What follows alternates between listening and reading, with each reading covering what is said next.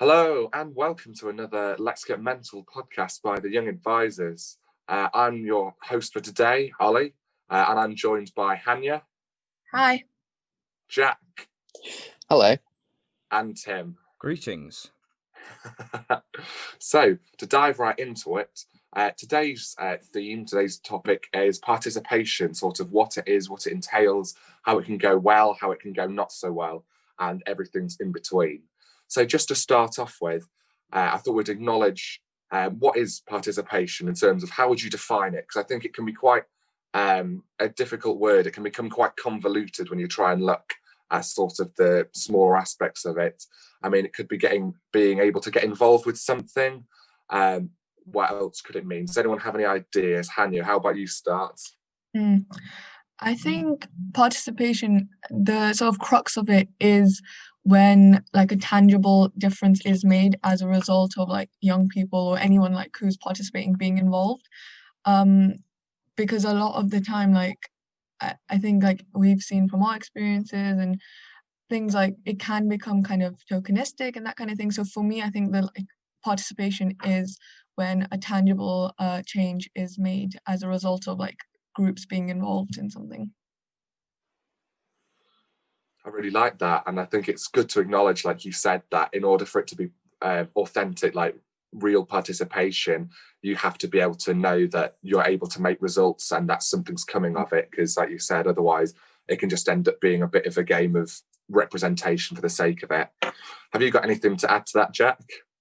Yeah, I think that's definitely a product of participation, a tangible result as a result of young people. But I also think that to achieve that, young people need to be delegated responsibility in mental health services. Like, it's not only consulting with professionals, it's young people actively making decisions and that towards bettering their own mental health services and shaping them, rather than literally just talking to professionals. They actually take decisions into their own hands and work with professionals. Yes, nicely put. And I guess it goes back to the phrase we say time again, work with us, not on us. And it's especially prevalent in the participatory context. Tim, do you have anything further to add, sort of this opening discussion on participation? Yeah, participation, like, to me, is all about co-design as well. Because I've worked on participation projects, not only within our own group, but also before I came to the Midlands Young Advisors, I was involved in a participation project or co-design project called the Evolving Minds, which was a project to involve young people in reshaping of CAMs in Leicester, Leicestershire and Rutland. And what I learned from that is that participation is all about getting everyone's voice heard to create something amazing. And what I also learned is that when we all come together, we can all achieve amazing things, because everyone brings their own creativity and unique flair to the table. And I think really involving as many people as possible, but also getting everyone's voice heard, is very important. So participation is absolutely key to moving forward in life. I agree with that completely. I think just to throw in sort of a definition from young UK Youth, that it is 2013, for anyone who wants something slightly more concrete and summarised. They summarised it as: participation is a dialogue between adults and young people as equal partners in a process where decision-making occurs and change happens. And I think between all of us there, we've got into that, and probably in a bit more detail as well. And as young advisors, and I think we've got a really strong team here today as well, in that we have people who've been involved in participation projects outside of it as well. So we really have a rich wealth of knowledge. But within the young advisors, we're really looking where we can look for processes where change needs to happen and be involved in implementing these. Which brings me on to thinking, and I think it's been touched upon a bit there with co-design, how can people participate? So we've been saying about getting involved, but what does that mean to people? Like, is there one way that you should do this? Do you think that it can be something that differs between situations? What are people's thoughts? Hanniya, did you want to begin? Yeah. I think the sort of second thing you just said, that I think does differ depending on the context. But then it does have like some things that are common across like the board as well. So I think one of the main things is, and similarly to what is said in the definition as well, young people as equal partners in a process. So I think that's something that should be like the same across the board, and that's like one thing that's really important in participation. The idea of equality, and equality doesn't always have to mean equality like in every single way, because for example in some contexts, in some situations, there might be like participation between like a group of young people and mental health professionals, and of course the mental health professionals are going to have more of an insight into like their profession, whereas young people are going to have more of an insight into their experiences of like say a service. So that's not exactly equal in like their backgrounds or what they know, things like that. But I think equality comes into like the impact that both of them have. So as someone just mentioned earlier as well, having like co-design and having like an equal sort of input that make changes happen. I think that's something that's really important across the board in participation. Have I answered the question? I feel like I've kind of lost my train of thought. No, I think you were going along with that. Great. And Yeah. I mean, I think that's the thing with a question like this, is there's not necessarily one concrete answer. I guess it's just what each person advocates. You can turn to the theory for one side of it, but sometimes in reality, like you said, equality can mean different things, and sometimes it's more appropriate, like you said, to use it as a way of saying, well, we're going to listen to each other, but acknowledge that sometimes for this sort of equal balance to happen, you have to let someone take the lead, the most experienced person take the lead in that occasion. But yeah, going on from that, what would you say, Jack, if I were to ask you, how can people participate? Are there different ways of doing so?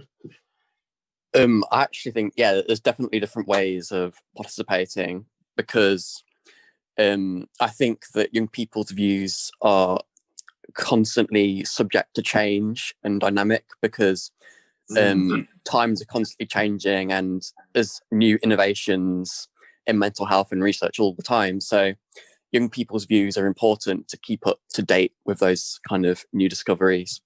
But in terms of getting involved in different ways, yeah, I think that's essential. There's different ways that you can get involved in participation as a young person. For instance, you could actually, in one of my experiences, I actually helped with the recruitment of professionals on a interview panel, which was one way. But then again, another way, you could simply engage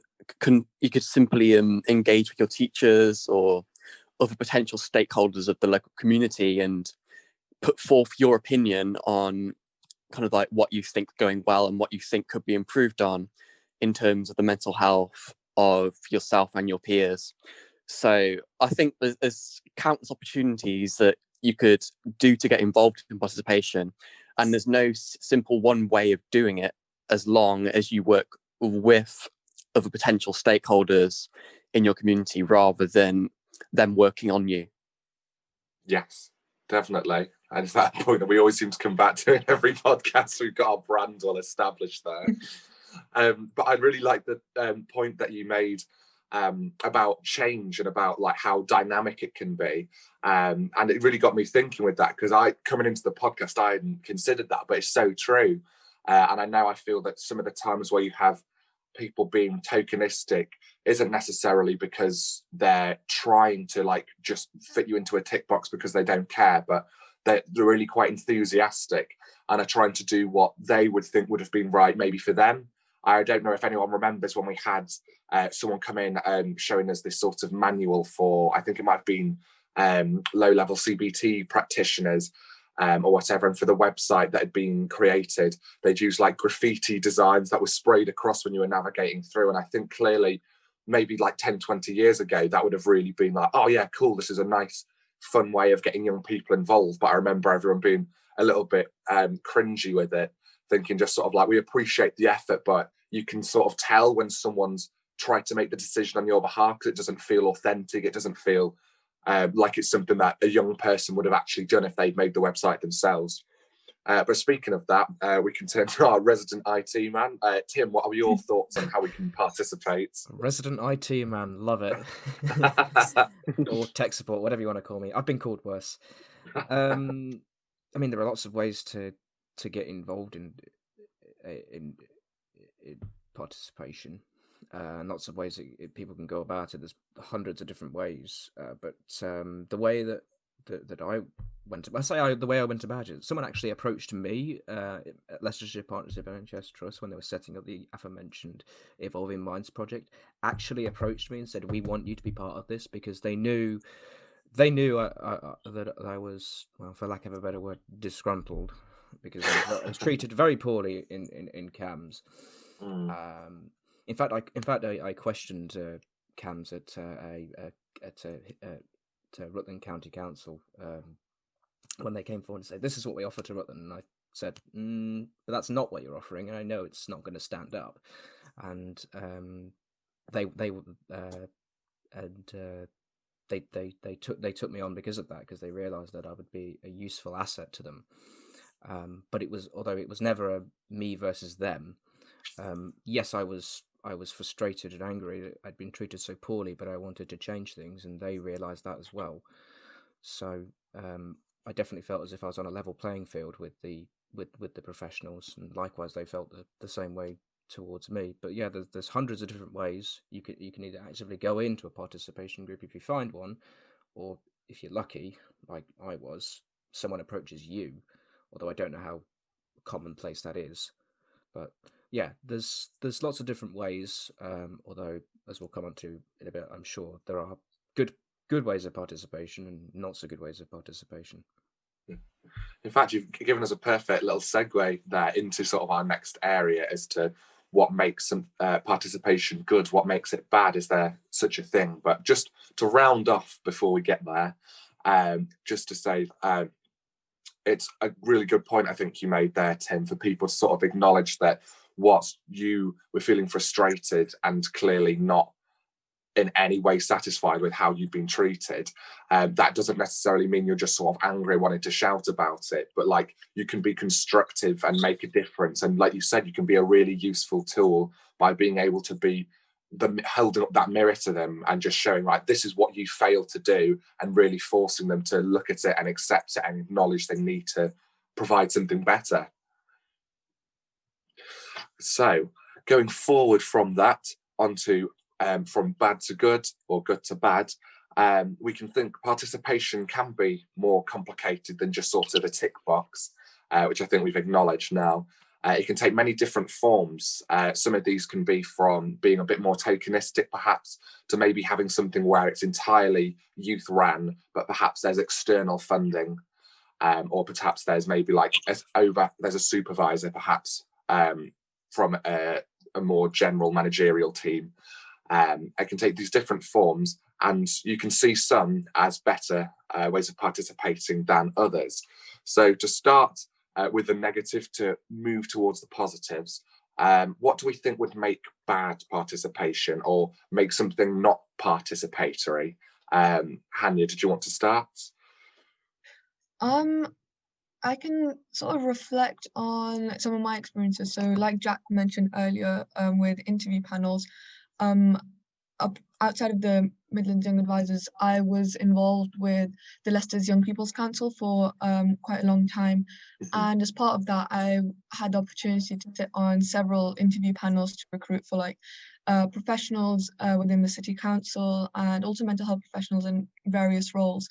And after doing like quite a few of them, it becomes apparent like what is good participation and what isn't, because you have quite like a spectrum. So thinking of like the times where I felt that it wasn't great were times when, for example, the professional or adult that you're interviewing, like as a young person on the panel, you feel like they've really changed their sort of tone, or they've really like changed the way they're speaking or addressing you just because it's a young person's panel. Or there were times where they sort of just didn't really take the young person's panel like seriously. And then afterwards, after the interview, we'd have like a debriefing with the adult panel, and you know, we'd get very different feedback from them, and clearly like the person being interviewed would have changed like their complete outlook depending on who was interviewing them. So in that sense, I think bad participation is when, again, I know we touched on like the whole tokenism thing, but it's when the young person or the young people or whoever's participating is there, but then they're not being taken very seriously and being treated in the same sort of way. So that's sort of the experience that I can think of off the top of my head where it's not been great participation for me. Yeah, I can completely understand that as well, because there's it's like you said with sort of the tokenism aspect, is you'll be getting people coming along who are going to then praise sort of the overall service for like, look how well you've incorporated young people.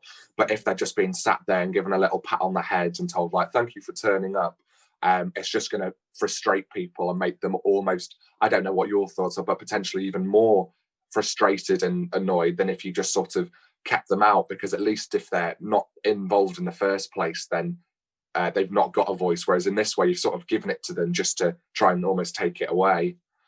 Definitely. And even so, I remember how we tried to then sort of combat that when that happened was we then always ask how much like weightage that our sort of feedback would have in the like final recruitment process. So in the end, we used to ask, because we used to score each candidate and then the adult panel used to score the candidates. So we'd ask for like a 40-60% like input in the final recruitment. So that's like kind of how we try to go about it. But yeah, definitely what you say is correct. Like if the participation isn't having that impact, then like sometimes you have to question whether it's better to just not have that rather than having a tokenistic. Yeah, because at least then there's a better, I don't know, a more obvious way, I guess, of holding them accountable and saying like, we've not got any participation, where sometimes people can almost use it as a facade, I guess, of saying, well, here's the young people, so I can't not be doing participation because they're here. Exactly, yeah. Which is one of the traps that I think we'll probably head into a little bit later on. But anyway, not to be a negative Nancy, but Jack, how about you? Have you got any ideas as to what makes bad participation? Yes, actually. I think it's important to think of barriers towards potential good participation, to think of what can make bad participation. It's that these barriers aren't overcome. So, for example, I think bad communication is one potential barrier which can create bad participation between professionals and young people, which kind of overlaps a bit with what Hanniya just said.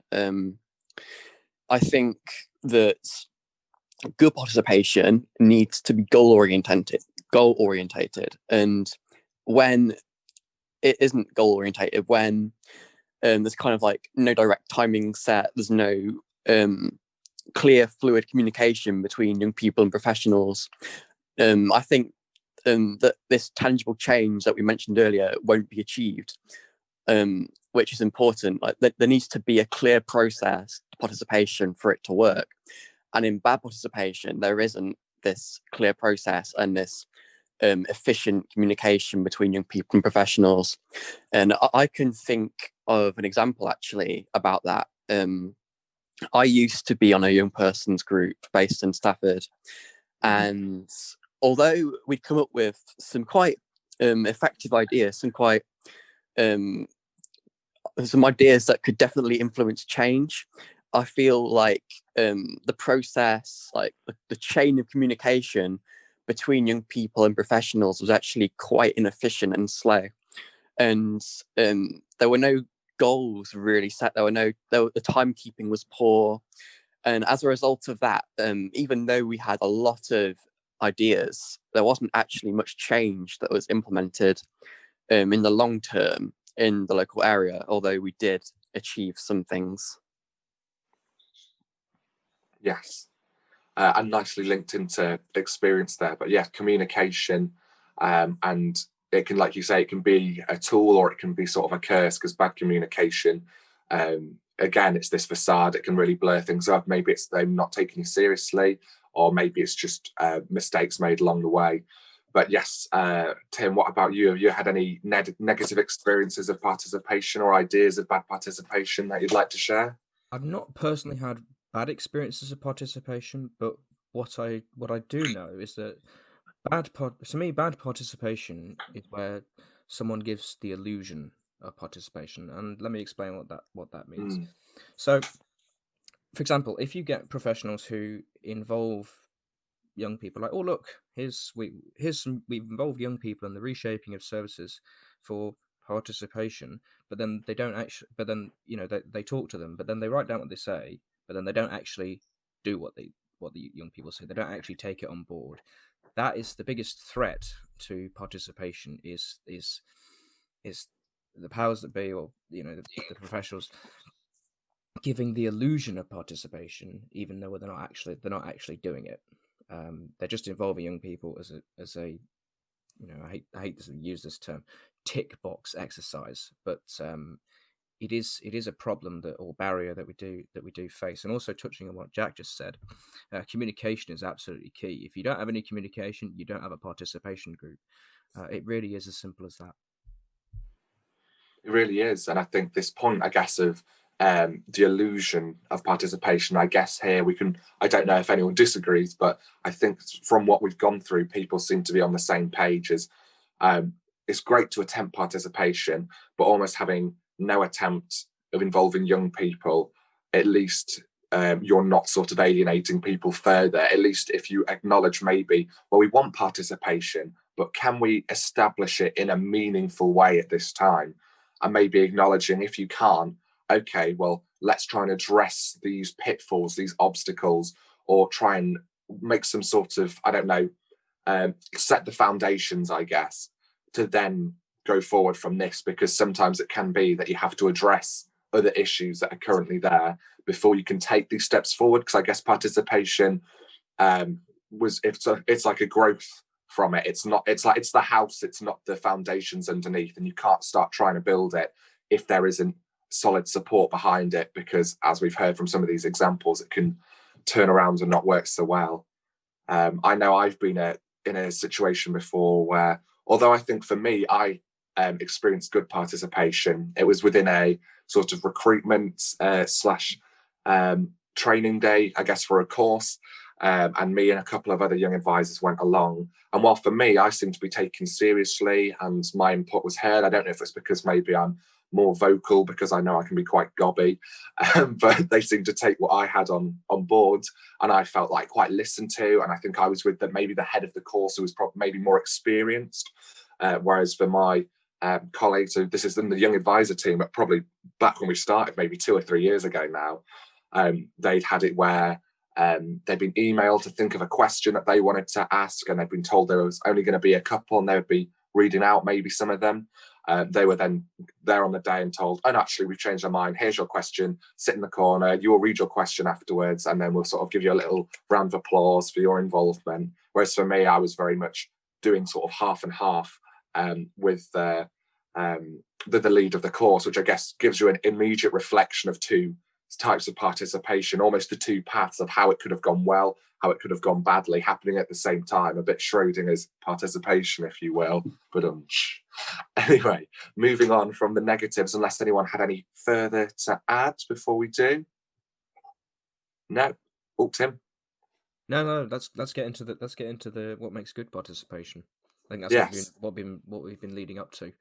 Definitely. I mean, do you want to kick off with what makes good participation? Yeah, absolutely. Good participation to me is simply where physical things actually come out of it. For example, again, in my time at Leicestershire Partnership NHS Trust a few years ago, and the Evolving Minds project again, one of our participation projects we did within Evolving Minds was set up a website called Health for Teens, and that has information on physical health and also mental health and all that. And the professionals actually they had the knowledge, but they wanted our input of the wording. the layout, graphic design, and it was great when to be approached by a professional to ask to simply be asked, is this good? What could we do better? And I essentially just became a consultant for them, which was a great feeling. Um, I felt very much included. But yeah, good participation is where products come out of it, or an achievement comes out of it that can be seen by everyone, and that's also how it's working at the end of the day. If nothing comes out of participation, then unfortunately that's not only bad participation, but it's failed. Very true, actually. I think it can be good to distinguish as well, where you can have what is set out to be good participation then failing, and how that is different to bad participation in and of itself. And again, well linked back, I think, to this sort of tangibility that Hanniya was speaking about earlier, in that generally you find that from good participation, where it has gone effectively, where people have been listened to, where a sort of organic ideas from the young people in the process have been listened to, taken into account and acted on, you can get some really amazing results from it. And I guess I used your keywords tangibility, Hanniya, because I saw you came off mute. Did you want to join in the discussion? Yeah, so just sort of linking on and echoing what Tim said, actually. And it's really interesting because another group I was involved in was the Youth Advisory Board for the Leicestershire NHS Partnership Trust. And a couple of months ago, actually, we sort of did a review of the Health Routines website. And again, we were asked to sort of really just go through the website and like what we liked, what we didn't like, things that we felt needed improvement, needed changing. And it's really interesting to know that like Tim was sort of involved in that like earlier as well. And the fact that they're coming back to the young people and like sort of continuing to ask for our opinions and things like that. I think that's a really good example of participation, because it shouldn't just be like a one-time thing where, okay, we've got young people involved and they've done this thing. It should be something that is continuous, and over time, like the young person's opinions are continued to be addressed and like come back to, because as we mentioned before as well, things don't stay static, things change, people's views change, people change, like young people change, so you need to keep asking, keep going back for that feedback. Another thing I wanted to sort of echo again was outcomes, making like that difference, having systems in place to like have that accountability to then have those outcomes. So having some sort of system of feedback, for example. So if young people have been involved with a project or with a piece of work, having some sort of system where you can then feed back to them in like 2 weeks, a month, 6 months, what difference their participation had and what difference it's made. And that sort of builds accountability, and you're more likely to, again, coming back to the word, make a tangible difference. Yeah. And then lastly, I was going to say another way to have good participation is when the young person doesn't feel like they're like fighting to get their word in, or that like what you said, Ollie, like where it's really difficult to sort of really get your opinion in. I think a good participation is where like everyone is facilitated. So even if you're not as vocal, for example, or if you're not like someone who speaks up all the time, having the opportunity, being given the opportunity to get your voice in, because otherwise you only get like one sort of or one type of voice, if that makes sense. If it's only like the people who generally speak out more, then that's not great participation if it's only one type of feedback. So yeah, that's what I'd say with good participation. Yeah, definitely. You've really hit, and I feel like if I had a mark scheme for participation and the keywords, you're really like banging, really hitting them on the head there. Really nice answer. Definitely, like you said, the continuity, which I guess is developing on this point, that came up, I think, by Jack earlier, about sort of how the young person's voice is changing, and about how in 10 years' time, the world, like who knows what the world is going to look like, and who knows how young people are going to respond to this. It's quite a generational thing. You've got the aspect of accountability from this continuity. If you get people involved earlier and right to the end of a project, you can have far stronger, participation, you can generally avoid then having any last minute changes, because I think sometimes if people think, oh god, we need we want a young advisor, for if it's us, for example, let's get them in, it's in 2 weeks time, just come along. And then it can be like, okay, so what do you want us to do, and how long is it going to be, and what are you planning, and like, are we allowed to do this? And sometimes it can then make the process take longer, because not only do they not fully understand maybe sort of the gravity of what's going on, like there has to be really like, right, here's the document, let's go through it with you, which if you'd had them involved a little bit earlier, even in an occasional meeting, you can really get people in. Maybe a young advisor can say, well, actually, you suggested this and I like that, but I think it would be more effective if we did this. Or like, knowing times where we've done similar projects, I can recommend this, because at the end of the day, we are experts by experience. We have our knowledge of participation, where it can go, and anyone in participation can definitely vouch for that. But without going on too much of a ramble, did you want to add into the discussion, Jack, as to what makes good participation? Yes, of course. I think it's important to consider the qualities of professionals for making good participation as well. Like, from my experience, good participation, it's been the difference has been very easily noticeable compared to bad participation, in terms of the actual both verbal and non-verbal qualities of who is involved, both in terms of young people and professionals. Like, it almost seems like there's a mutual respect in the atmosphere between both parties, really. Like, with the young people, there's kind of a respect for the knowledge of the professionals, but at the same time, professionals need to be willing to listen to new ideas and new innovations from the young people.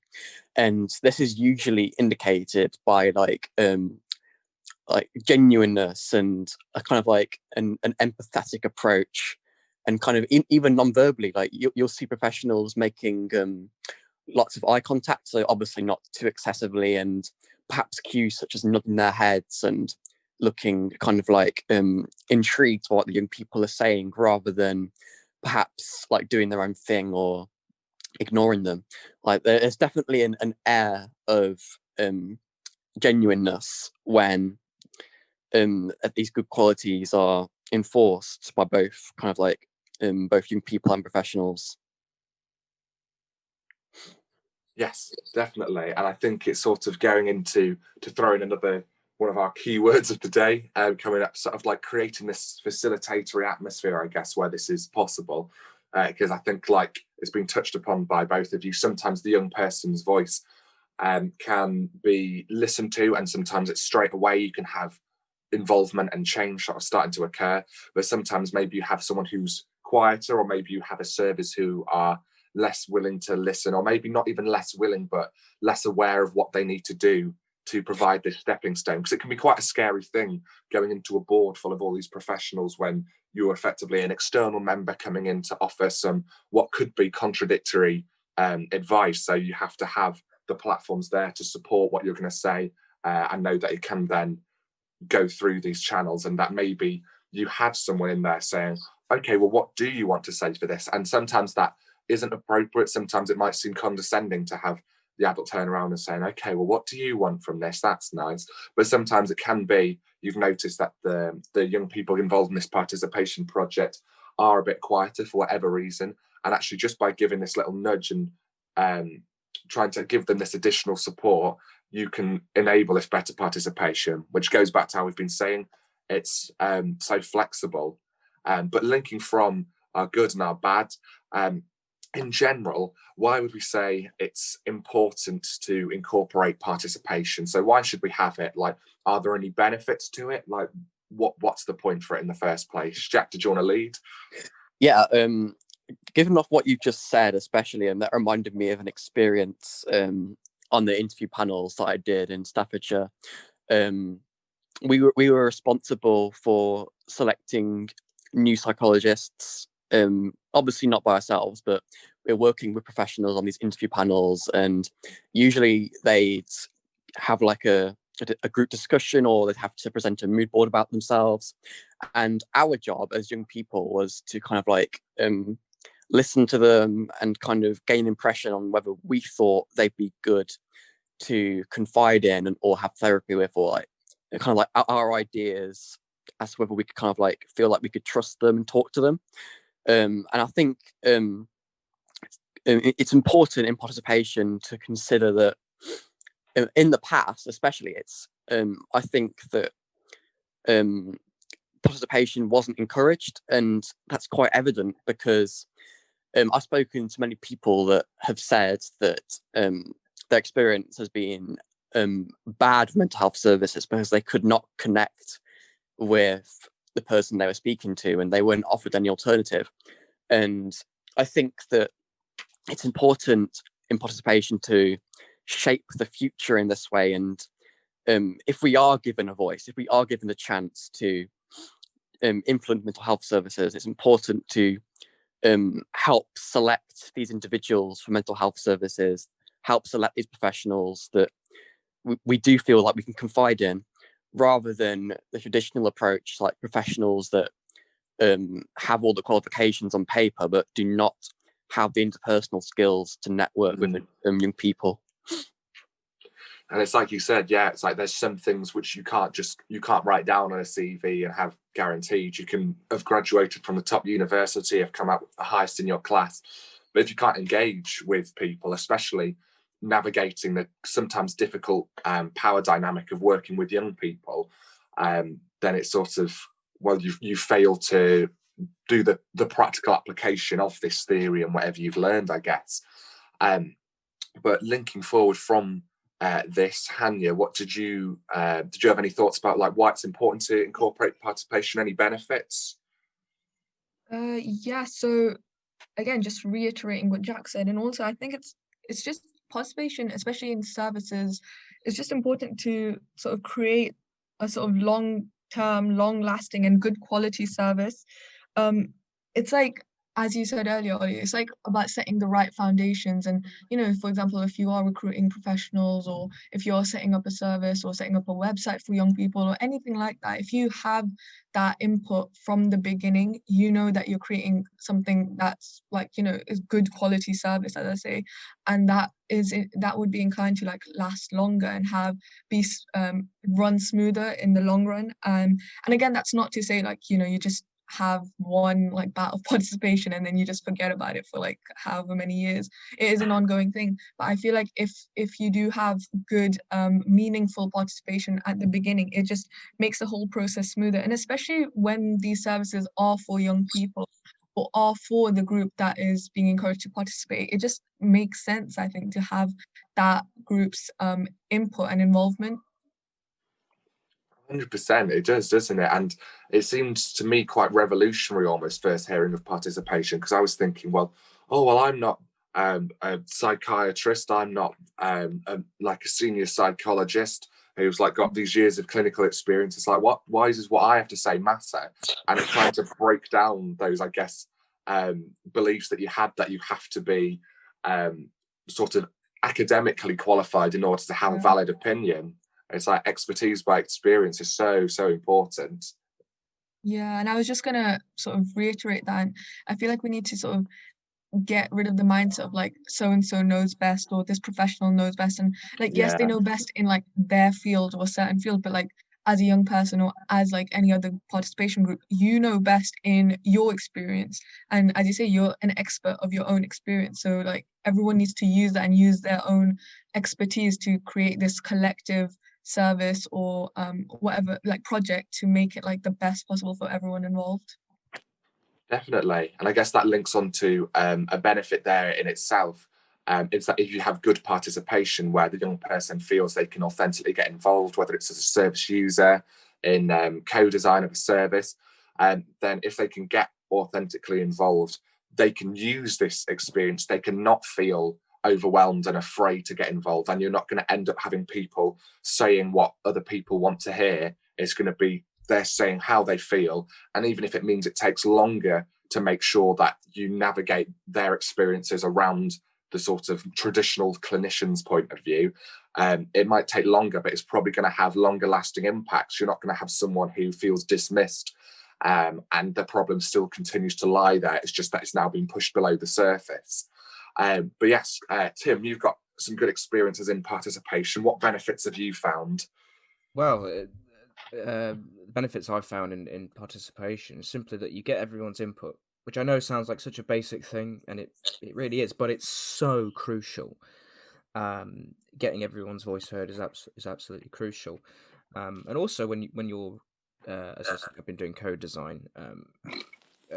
With participation in code design, everyone's skills, as I said, everyone brings something different to the table. Everyone's unique skills can be utilized effectively, so it makes the reshaping of services or improvement of services much better. And also, it's just I find it a much more creative and collaborative way of thinking, because someone might put out an idea that you could never have thought of yourself, and that's really good. Really, participation really it's just a really good way of utilizing everyone's own unique ideas and skills. Really, I think that's what it comes down to. Yes, and you can get so much shared learning, I guess, out of it. And Absolutely, yeah, you learn a lot about each other as well. And it's just, I find it, as I said before, I say it again, I actually find it a better way of working.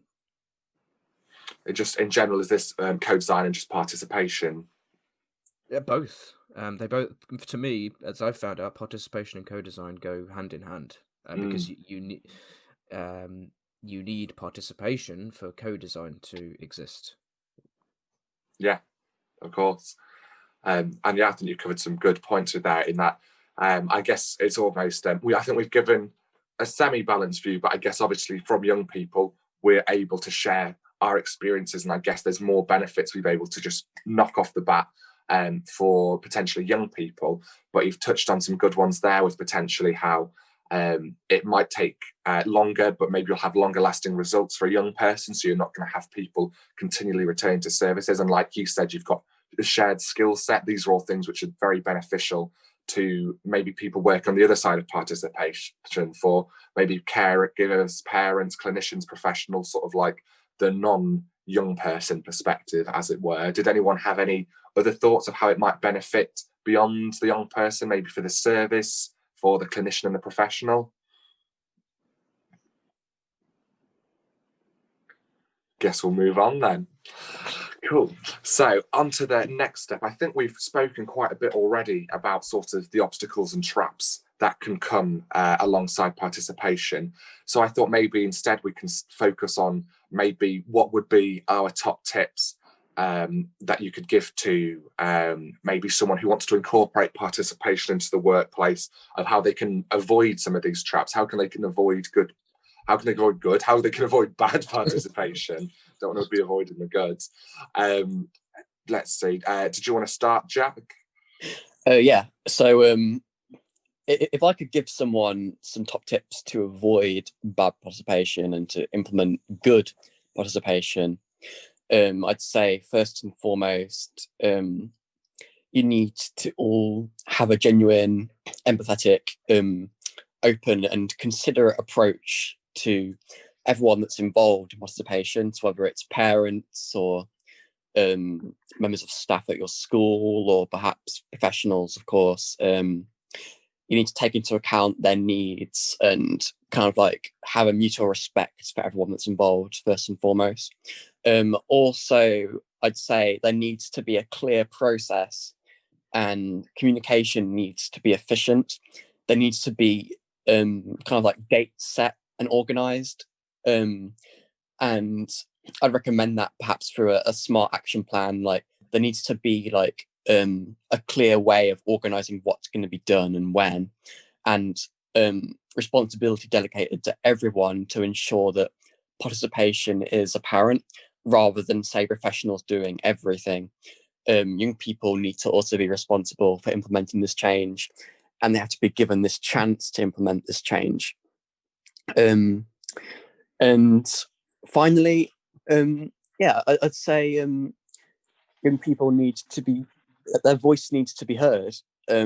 So even if this change is kind of like implemented, they have to be given credit for this change, and it needs to be politicized. And I think this could be a benefit if this was kind of like more widespread, because it could actually inspire other young people to get on board And also this could help to combat the stigma of mental health, because young people will get more and more actively involved and their voice will be more actively heard by everyone in the public.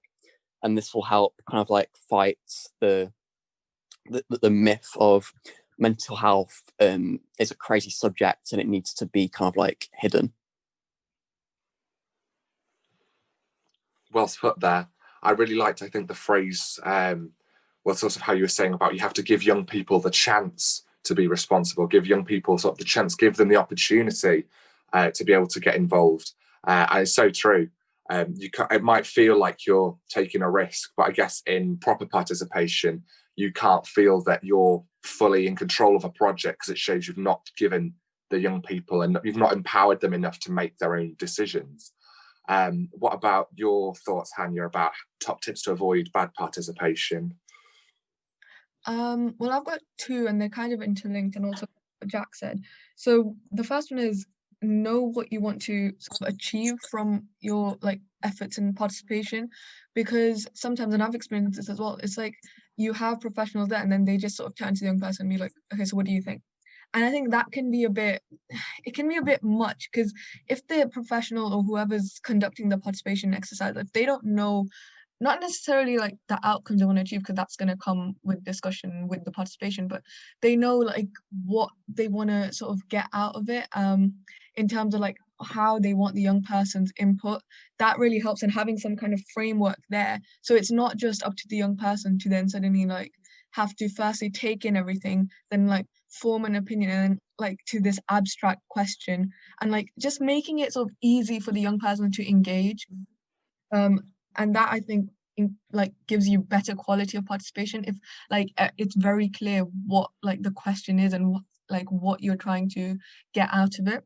And that sort of links onto my next point, which is like make it a rewarding experience for like the young person as well, and make it like pleasant sort of experience, because if it is something that's so strenuous and it's like it's not clear and it's very abstract, then it's not going to make the young person or whoever's participating want to participate. And then in the long term, that sort of it becomes like this negative cycle, and like even if you're trying to encourage participation, it has like this again negative sort of after effect. So if it, and like what Jack said, having some kind of publicity or something there to make it that rewarding experience, and then makes young people want to engage and overall just have like a more positive experience of participation, I feel like that's a lot more productive. I think, yeah, I really liked how you put that, and I guess it is that almost double-edged sword to it, in that if you, like you said, if something's made really abstract, really difficult to engage, not only is that then a battle to make this engagement, but it's very easy to then have this second side of it in becoming, well, do I want to even bother? And if you're then sort of mining away at the young person's interest of even getting involved, then there's clearly like a big problem going on there, because how is that accessible participation? Yeah, because I'm again going back to like my experiences in like other groups and things. I think the participation that like as a group we just didn't enjoy or like or felt was very productive was when like professionals might come to us, give us like a really like lengthy presentation or tell us about like what they're doing, and just be like, oh, okay, so what do you think? And then we'd just be sitting there like, what do we think about what, like what do you kind of want from us? Whereas when they had more like specific goals in mind, and they're like, okay, we want to do this, we think this, what's your opinion on this, or do you think this should be like this, or like what are your experiences? That's I think a lot more productive when again there are goals in mind and like you're collectively working towards those goals, rather than just like, okay, so what do you think? Let's write down some points and that's it, we're done.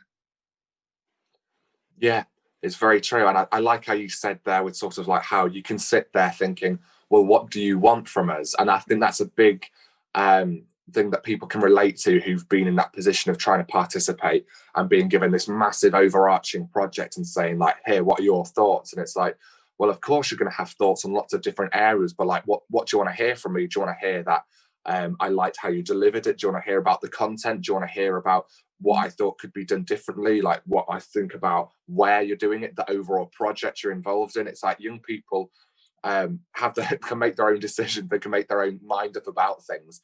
So like use this. You can really use that, as you said, to avoid bad participation, or maybe you can use this to sort of really chip into what you can make a really great experience of saying, well, okay, this project, we're sort of all right for this areas, but it'd be super helpful if we could have the young people getting a really focused input in certain areas where they can really get involved in it properly and authentically. Yeah, definitely. And moving onwards, Tim, what about your thoughts about your top tips, I guess, for good participation? Yeah, so my top tips for good or great participation is, participation can only work if everyone's pulling their own weight equally. Yes. If you've got one person doing more work than the others, you pretty much torpedoed the idea of participation in the first place. And also, and I wholeheartedly agree with Jack. Communication is absolutely is vital, because if you don't have, say, as I said before and I said again, if you don't have effective communication, you don't have a participation group. And lastly, just listen to what other people have to say, and listen carefully, because what they could be saying could actually be quite vital, and really important. So those are my three main tips for great participation. Really nicely put there.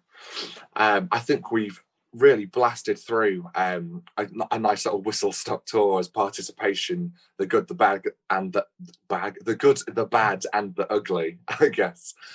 So I would just like to say, if you'd liked today's podcast and wanted to know any more, feel free to reach out to the Young Advisors. I know we've got a couple of our social media team here with us, don't we? So we have Hanniya on the Twitter, which I believe is at CYPIATMISYAs. Is that correct?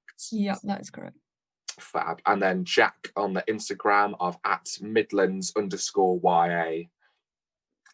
So if you want to stay updated and maybe what we're being involved in, or hear about our podcast and find a way to share it with any other person that you think wants to hear about it, please do share it along, or you can visit the website at www.associatedevelopmentsolutions.com/the Midlands Young Advisors, all hyphenated, if you want to have a look into our projects, or maybe how you can contact us and get us involved in future projects.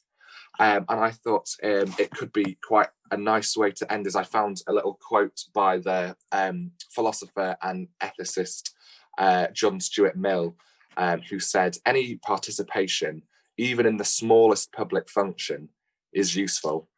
And I think that's a big point that we would advocate here with the Young Advisors, is even the smallest participation, I guess smallest in terms of the project rather than the involvement being the key aspect here. But even the smallest thing can be improved monumentally with the involvement of participation. So thank you all for joining us, and we hope to see you all on our next podcast.